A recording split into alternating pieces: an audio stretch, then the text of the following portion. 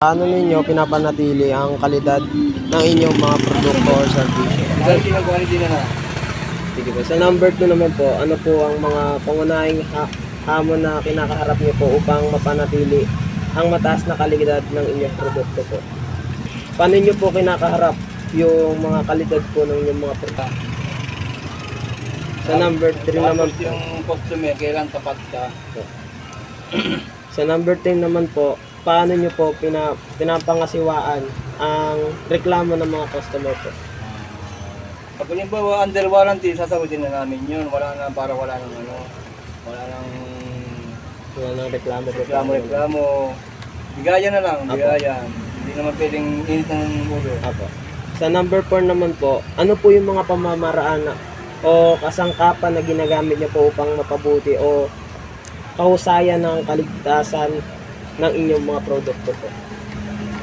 Alin.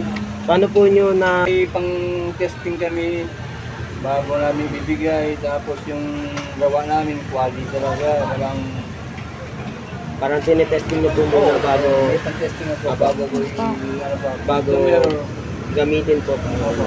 Saka wala nang ground ganyan. Walang grounded. Oo, para hindi na makuryente.